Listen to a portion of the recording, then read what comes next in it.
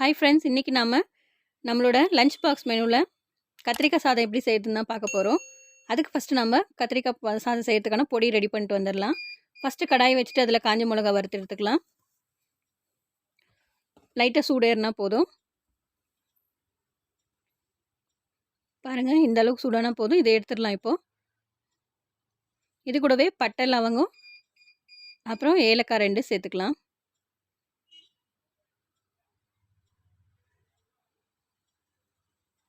இது வறுத்து எடுத்தாச்சு. இப்போ இது கூட நம்ம கடலைப்பருப்பு, உளுத்தம்பருப்பு 2 டேபிள் ஸ்பூன் போட்டு வறுத்து எடுத்துடலாம்.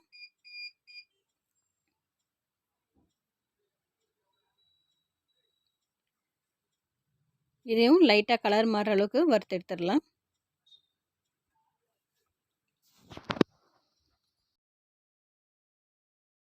பாருங்கள், வறுத்தாச்சு. இதை எடுத்துடலாம். கடைசியாக நம்ம தேங்காவை வறுத்து எடுத்துக்கலாம். நல்லா கொஞ்சம் கொப்பரை தேங்காவை எடுத்துக்கலாம். அப்போ தான் பொடி கெடாமல் இருக்குங்க.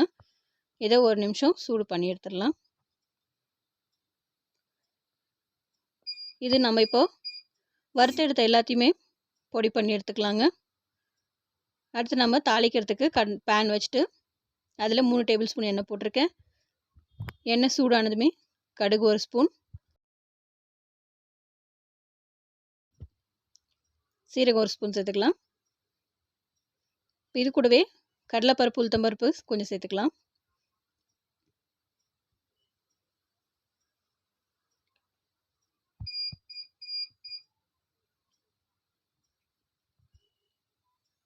வேர்க்கடலை 2 டேபிள் ஸ்பூன் சேர்த்துக்கலாம்.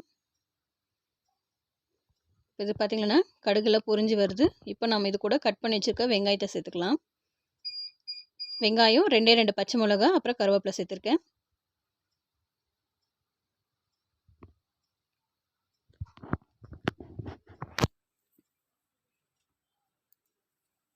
இது லைட்டாக வதக்கி விட்டுக்கலாம். இப்போ இது கூடவே நம்ம கட் பண்ணி வச்சுருக்க கத்திரிக்காவை சேர்த்துக்கலாங்க. கத்திரிக்காவை கொஞ்சம் சின்ன சின்னதாக கட் பண்ணி சேர்த்துக்கலாம். அப்போ தான் வெந்து வரும். பாருங்கள், இந்த மாதிரி நல்லா வதங்கினதுக்கப்புறம் நல்லா வதங்கி வந்துடுச்சு. இப்போ நம்ம இதுக்கு தேவையான சால்ட்டு போட்டுக்கலாம். ஆல்ரெடி சாதத்துலேயே நம்ம உப்பு போட்டிருக்கோம், அதனால் கொஞ்சமாக சால்ட் சேர்த்துக்கலாம். இப்போ நம்ம அரைச்சி வச்சுருக்க பொடியை இதில் 2 டேபிள் ஸ்பூன் சேர்த்துக்கலாம். 2 டேபிள் ஸ்பூன் மட்டும் சேர்த்துக்கலாம். மீதியை நம்ம ஸ்டோர் பண்ணி வச்சுக்கலாம், கெட்டு போகாதுங்க. இப்போ பொடியை சேர்த்து ஒரு 5 நிமிஷம் கலந்து விட்டுடலாம்.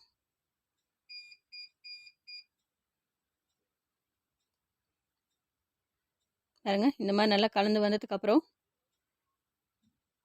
நம்ம புளி தண்ணி கொஞ்சமாக சேர்த்துக்கலாம். பார்த்திங்கன்னா புளி ஊற வச்சு கரைச்சி வச்சுருக்கேன், அது சேர்த்துக்கலாம்.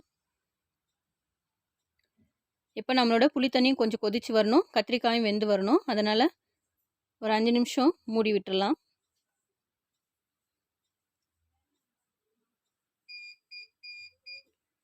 இது கத்திரிக்காய் வெந்து வரட்டுங்க. பார்த்திங்கன்னா புளியும் கொதித்து வந்துருச்சு, கத்திரிக்காயும் வெந்து வந்துருச்சு.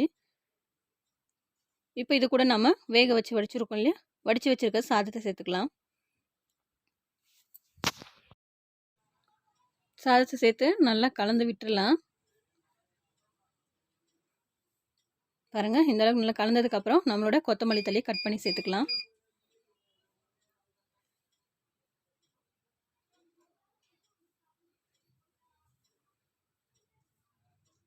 இது கூடவே 1 டேபிள் ஸ்பூன் நெய் சேர்த்துக்கலாங்க. நெய் ஆப்ஷனல் தான், உங்களுக்கு வேணும்னா சேர்த்துக்கோங்க.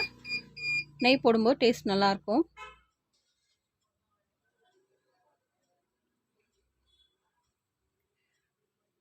லஞ்ச் பாக்ஸ் மெனுக்கு கத்திரிக்காய் சாதம் இந்த மாதிரி செஞ்சு பாருங்கள். செஞ்சு பார்த்துட்டு டேஸ்ட் எப்படி இருக்குன்னு சொல்லுங்கள். என்னோடய ரெசிப்ஸ் எல்லாம் பிடிச்சிருந்தா என்னோடய சேனலை சப்ஸ்கிரைப் பண்ணுங்கள். கூடவே பெல் ஐக்கானை கிளிக் பண்ணிக்கோங்க. அப்போ தான் நான் போடுற வீடியோஸ் உங்களுக்கு டெய்லி வந்து சேருங்க. தேங்க்யூ.